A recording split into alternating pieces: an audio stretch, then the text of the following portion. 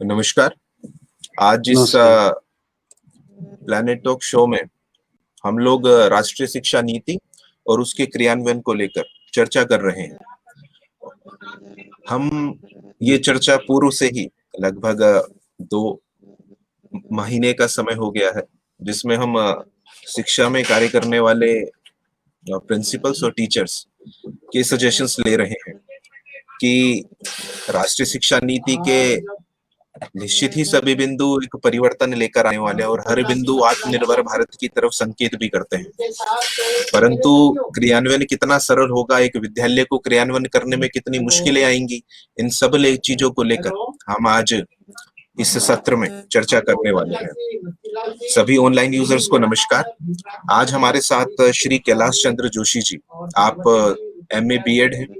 आप 1999 से प्रधानाचार्य प्रिंसिपल के पद पर रिस्पॉन्सिबिलिटी पर कार्य कर रहे हैं और वर्तमान में आप Kholia Vivekanand inter college Garud Bageshwar district में प्रधानाचार्य के पद पर कार्यरत हैं और इस विद्यालय में कार्य कर रहे हैं।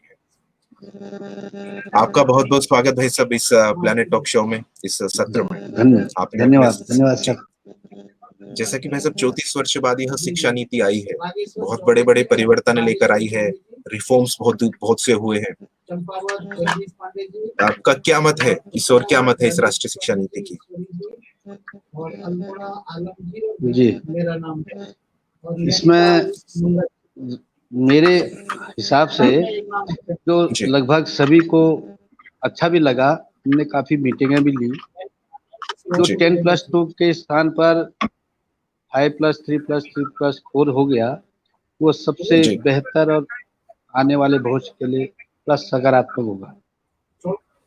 दूसरा, जो प्रारंभिक शिक्षा को बच्चे की मातृभाषा में दिलवाया जाना, ये भी बहुत एक अच्छा मील का पत्थर साबित हो सकता है।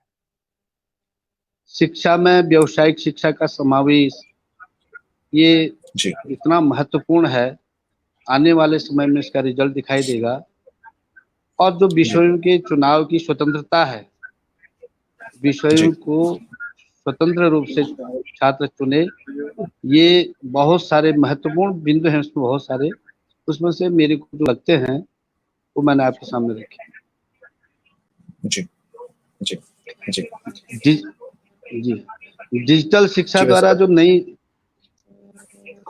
डिजिटल शिक्षा द्वारा नई तकनीक पर समाज का जो जागरूक होना है,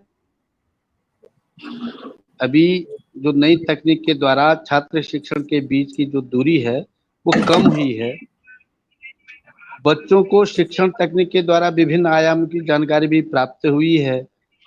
डिजिटल शिक्षा के द्वारा इस महामारी कालखंड में शिक्षा का अनवरत जारी रहना, ये नई जो तकनीकी है, इसका आभास इस तकनीक के द्वारा हुआ है। जी, सुन रहे हैं सर?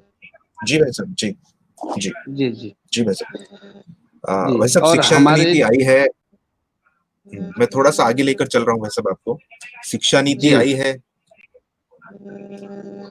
परंतु इन डॉक्यूमेंट्स में और उसके क्रियान्वयन में हमेशा से एक बड़ा चेंज होता है, बड़ा मुश्किल होता है इम्प्लीमेंटेशन करना किसी भी चीज का। आपको क्या लग रहा है, क्या किन चुनौतियों का सामना करने वाले हैं हम लोग इसके इम्प्लीमेंटेशन को लेकर? जी, देखिए, समस्याएं आती हैं लेकिन समाधान भी उसके होते हैं।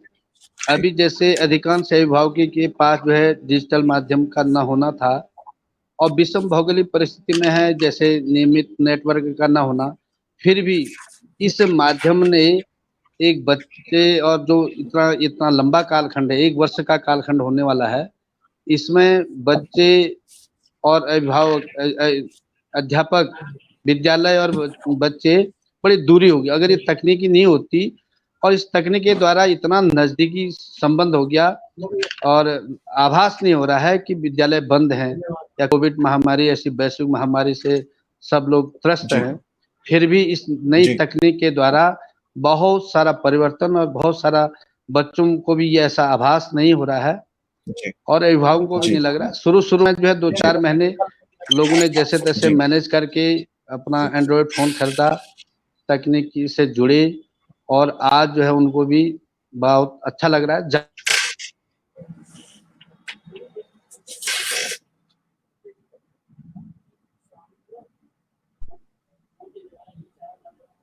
जी। जी भाई साहब कोविड का समय गया है, टेक्नोलॉजी का जी। उपयोग बहुत हुआ है। आज से पूर्व में बहुत सी प्रधानाचार्य बैठकों में हम लोग भी रहते थे। टेक्नोलॉजी को जी। क्या परिवर्तन आए हैं, पृथ्वीकुल एप्लीकेशन के माध्यम से क्या संभावनाएं हैं। बहुत सारे इंटरनेशनल लेक्चर होते थे, उसे हम बैठकों में जी, जी। दिखाते भी थे, परंतु जब वो स्वप्न लगता था कि इससे शिक्षा संभव नहीं जी। है, परंतु कोविड ने यह कर दिखाया, जी। हमारे एक स्वप्न को जी, उसने जी। दिखाया कि इससे शिक्षा संभव है। तो वैसे कोविड में टेक्नोलॉजी का उपयोग बहुत करते हुए क्या मतलब अनुभव जी। कैसा रहा और किन समस्याओं का सामना करना पड़ा? जी, समस्याएँ तो अ, छोटी-मोटी थी, जैसे नियमित नेटवर्क का नहीं होना है और जी, अभिभावकों के पास एंड्रॉइड फ़ोन का ना होना है। कभी यहाँ भौगोलिक परिस्थितियाँ ऐसी हैं, लाइट भी नहीं रहती है, चार्ज नहीं हो पाते। लेकिन जो है जी, तकनीकी एक इतना सुंदर माध्यम है कि हम एक टाइम पीरियड पर ही नहीं, जो सुबेरे जी, का काम है वो शाम को भी हो सकता था, शाम का काम है सुबह भी हो सकता था, दोपहर में हो सकता था। तो इस जी, कहीं न कहीं से बच्चा जुड़ जाता था, थोड़ा इधर-उधर किनारे-किनारे जा कर के नेटवर्क के स्थान पर आकर के भी अध्यापक ने अगर कोई चीज़ भेजी, तो बच्चा जी, देर-सबेर उसको प्राप्त कर लेता है। जी, ऐसा नहीं है कि उसके गोली निकली और मयान से तलवार निकली या तीर से कमान निकला तो उसके बाद वापस नहीं आया। तो इस जी, प्रकार से तमाम जो ये तकनीकी शिक्षा है, इस इस पर ज़ोर देना भी चाहिए। बहुत सुंदर व्यवस्था और हम लोगों का जो माध्यम रहा क्योंकि हमने घर-घर जाना नहीं था, संपर्क नहीं हो सकते थे, सब घर में कैद थे।